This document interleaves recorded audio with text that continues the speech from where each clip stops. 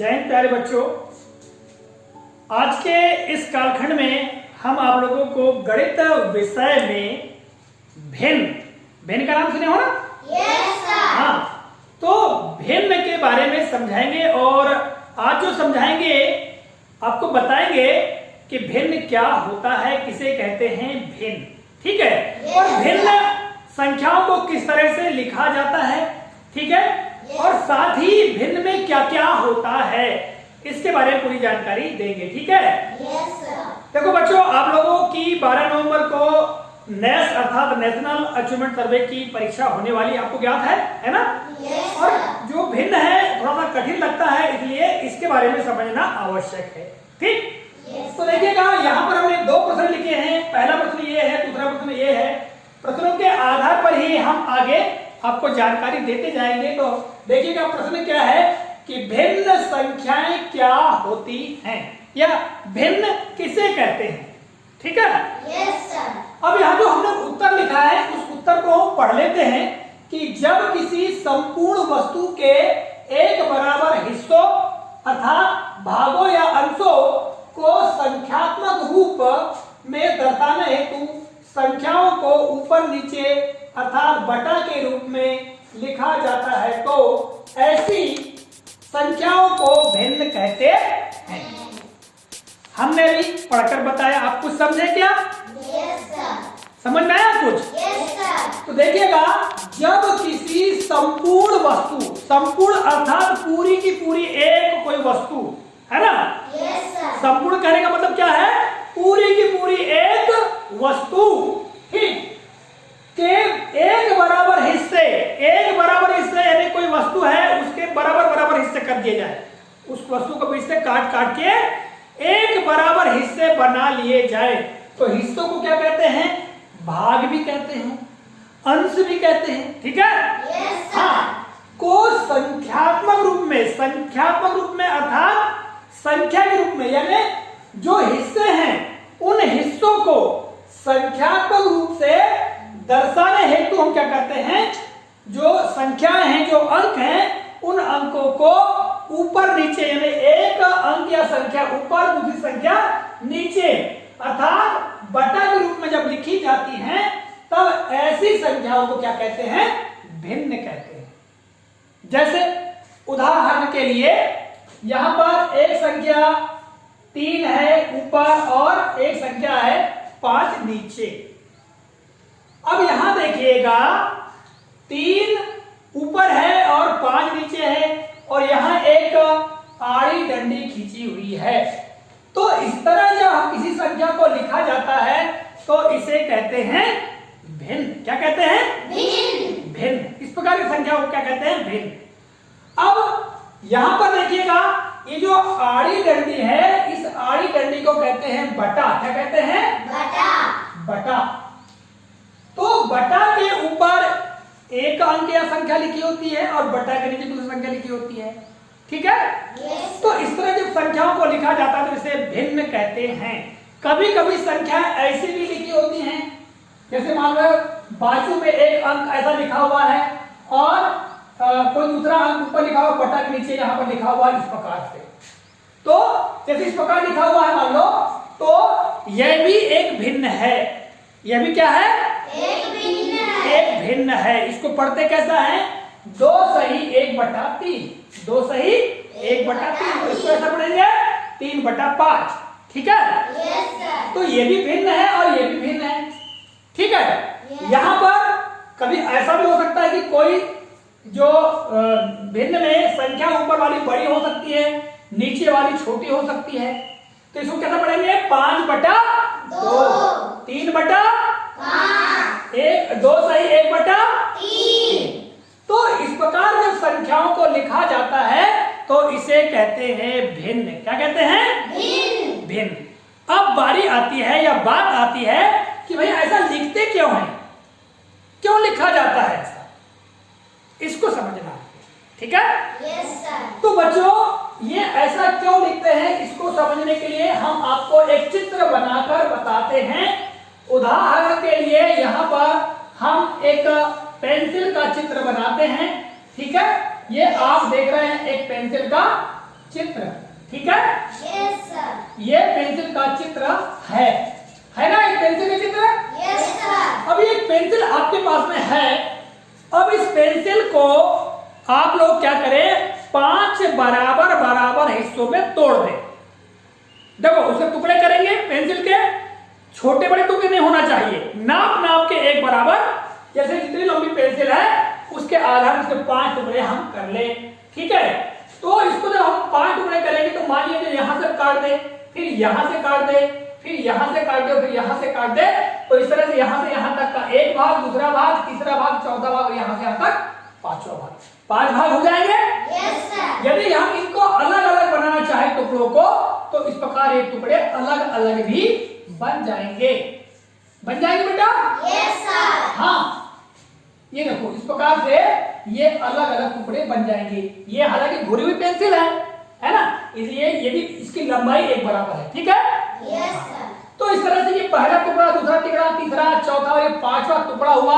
टुकड़ा का मतलब भाग, टुकड़ा का मतलब क्या हुआ, भाग हुआ, ठीक है, यानी हिस्सा।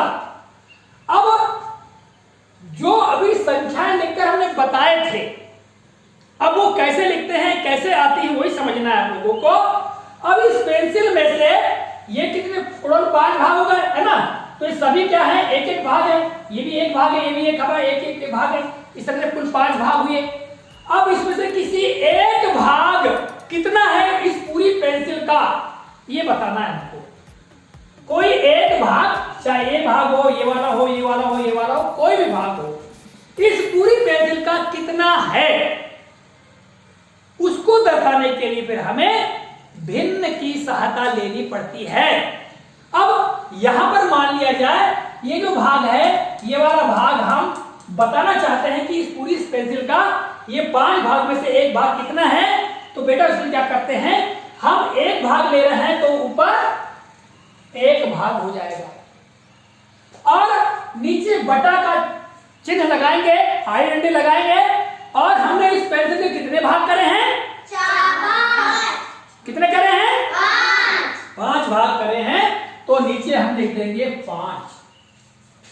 तो इस तरह से जो ये वाला एक भाग है पेंसिल का, वो इस पूरी पेंसिल का कितना हुआ, 1/5। 1/5, ठीक है। Yes, sir. चलिए अभी हमने एक भाग लिया था, अब हम 2 भाग लेते हैं। एक भाग ये वाला हो गया, दूसरा भाग ये वाला हो गया। अब हम 2 भागों को बताना चाहते हैं कि ये 2 भाग इस पूरी पेंसिल के कितना है, तो हम क्या करेंगे, 2 भाग ले रहे हैं तो 2 ऊपर लिखेंगे, और कितने भाग किए हैं हमने, 5 भाग किए हैं तो 5 को नीचे लिखेंगे। तो ये 2 भाग इस पूरी पेंसिल का कितना हुआ, 2/5। इसी तरह से अब हम 3 भाग लेते हैं, तो क्या हो जाएगा बताइए आप, 3/5। 3/5। 4 भाग लेंगे तो क्या हो जाएगा, 4/5। 4/5। अब आप लोग समझ गए होंगे कि कोई भी, हमने यहां पर एक पेंसिल लिया है, आप कोई भी वस्तु ले सकते हो, है ना। Yes, sir. उस वस्तु के एक बराबर भाग कर दो, कितने भी करना चाहो, 2, 4, 6, 10, 9, 12, 15, 20, 50, जो भी करना हो कर सकते हो। और किए गए भागों में से आप जितने भाग भी उस पूरी वस्तु का बताना चाहते हो, उसको भिन्न के रूप में हम लिख सकते हैं।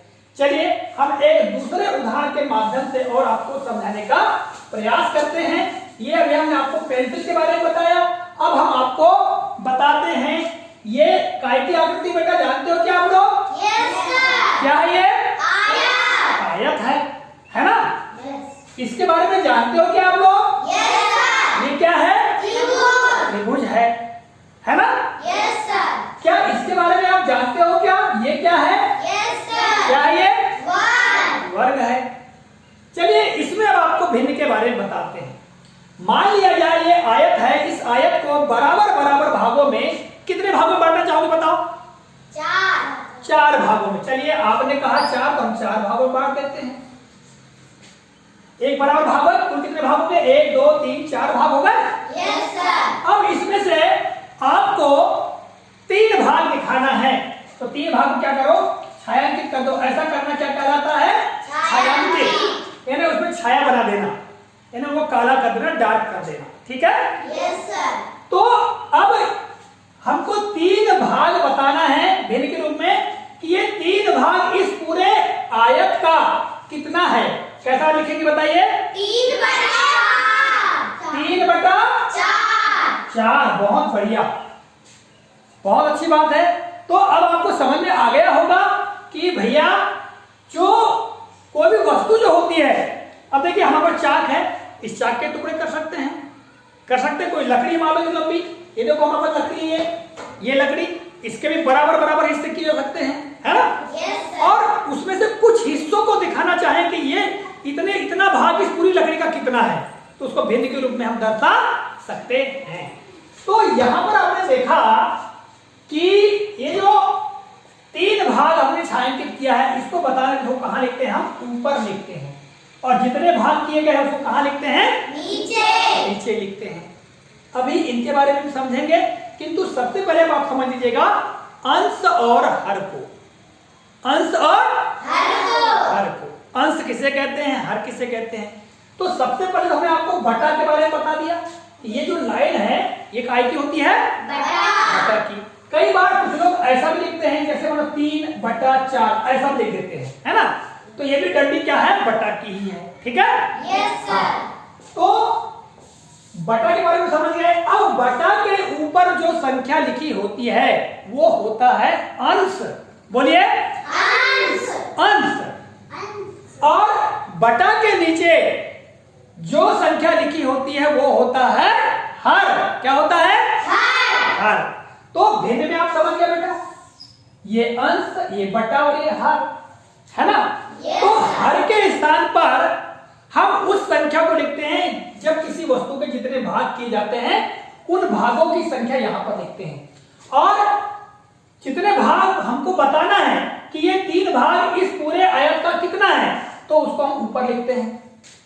तो इस तरह से बदल देते हैं 3/4। समझ में आ गई बात? Yes sir. अब चलिए ये क्या है? त्रिभुज, समद्विबाहु त्रिभुज है, मान लिया जाए ये समबाहु त्रिभुज। ठीक है, यस सर। इसमें हम कितने भाग करें? बराबर बताइए। 5 भाग करें। चलो 5 तो हमने बता चुके हैं, 3 भाग करते हैं। कितने भाग? 3 भाग कर देते हैं। चलो यहां से एक लाइन खींचा, यहां से लाइन एक खींचा, ये बराबर के 3 भाग हो गए। इनमें से हमको मान लिया जाए 1 भाग छायांकित करना है, और ये त्रिभुज में ये 3 भागों में से 1 भाग किए हैं, तो इस 1 भाग को दिखाना है कि एक भाग पूरे त्रिभुज का कितना है। कैसे दर्शाएंगे?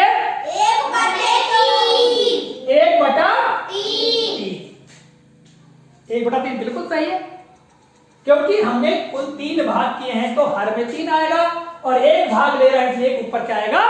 1। समझ में आ गई बात? Yes sir. चलिए ये हमारे पास में एक वर्ग है, इस वर्ग के भी हम कुछ हिस्से करते हैं। ठीक है,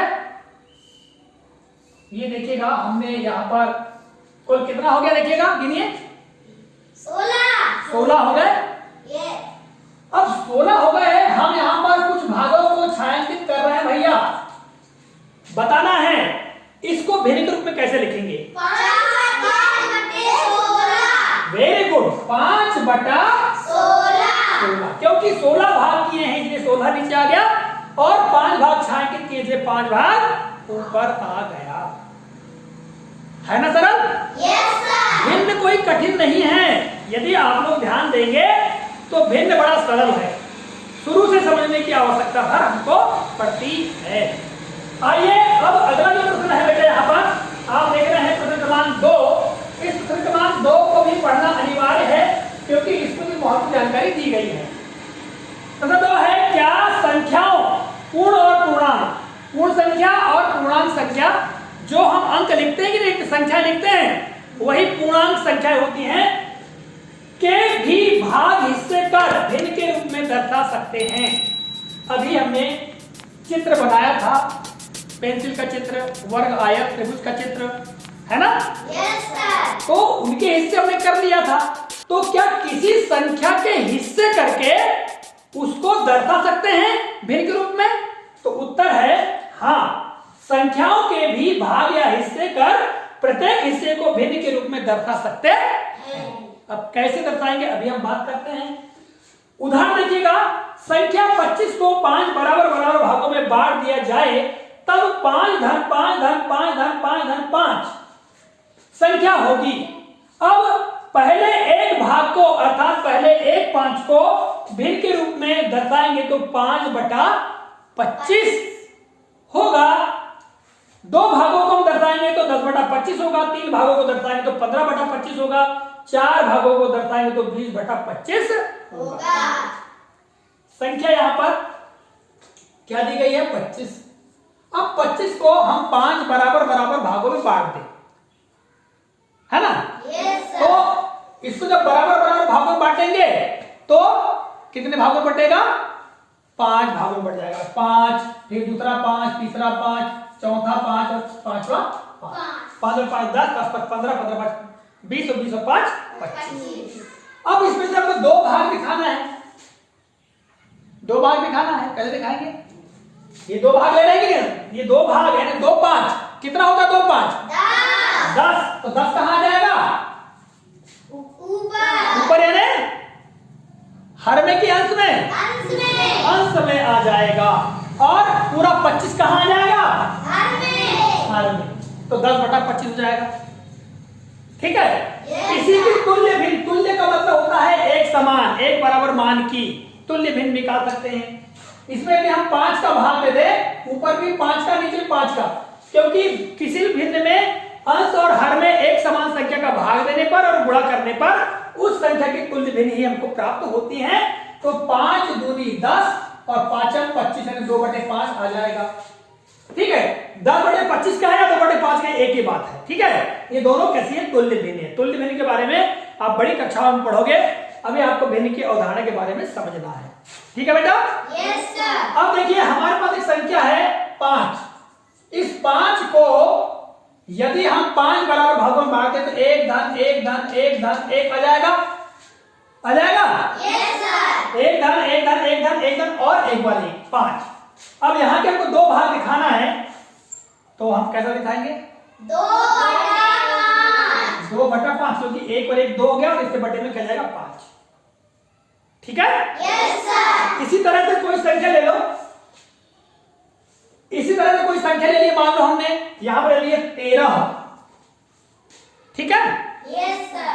और 13 ले लिए और 13 को हम एक एक में बांट दिए 13 बार। ठीक है। 1 1 2 1 2 3 4 5 6 7 8 9 10 11 12 और 1 13। ठीक है। Yes, यदि आपको यहाँ के 4 भाग दिखाना है तो क्या आ जाएगा? 4/13। ठीक है। Yes, sir. तो इस तरह से किसी भी संख्या के अलग अलग हिस्से करके उसको हम भिन्न के रूप में दर्शा सकते हैं। कहीं कोई दिक्कत है क्या? No. नहीं है। देखिए हमने आपको एक भिन्न के बारे में बताया था अभी, 2 सही 1/5। तो 2 सही 1/5 में यहां पर जो 2 है इसको सही के रूप में पढ़ते हैं। 2 सही 1/5 और इसको कहते हैं बेटा मिश्र भिन्न। क्या कहते हैं? मिश्र भिन्न। मिश्र भिन्न के बारे में अगले कालखंडों में आपको हम पढ़ाएंगे। ठीक है। Yes, sir. तो मजा आया आप लोगों को? Yes, sir. समझ में आया?